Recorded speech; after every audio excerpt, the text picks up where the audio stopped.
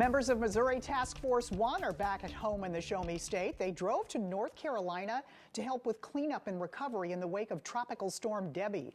The group spent several days working with local first responders around Raleigh. Debbie has moved out of the U.S., but it's not quite done affecting Americans. Rivers began receding yesterday, but flood warnings are still in effect in several areas across central and eastern North Carolina.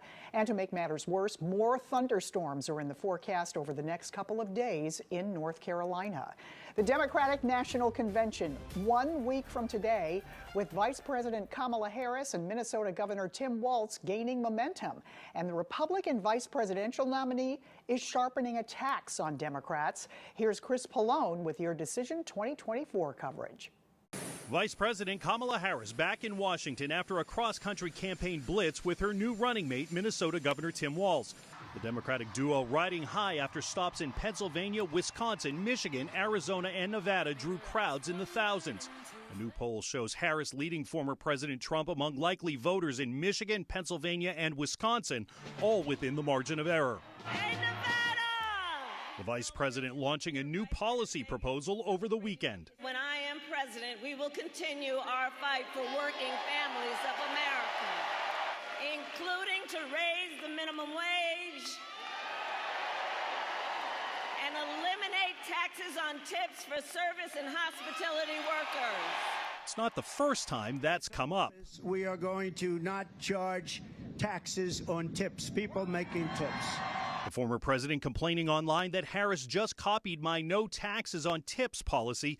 Republicans trying to blunt the Democrats' momentum, accusing the vice president of dodging policy questions. This as Trump's running mate, Senator J.D. Vance, denied Republicans' favor banning a key abortion drug just days after the former president said he was open to it. And he said it repeatedly that his goal is not to block mifepristone, it's to let states make the decision on abortion policy. And in his first interview since stepping aside, President Biden explained Sunday why he bowed out.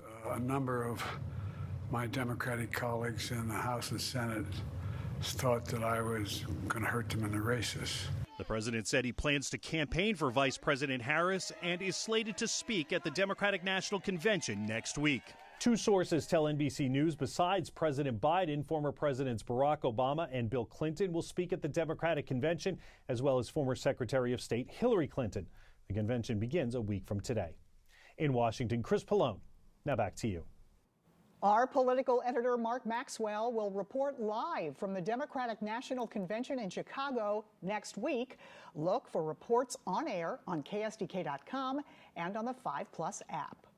Want to save some money in your last trip to Six Flags before the new school year? How you can get a discounted ticket next at noon. And Kay, that rain is moving in now. You might get a downpour or a rumble of thunder, but that rain stays with us. Keep the umbrellas handy through early evening and much more on our forecast coming up.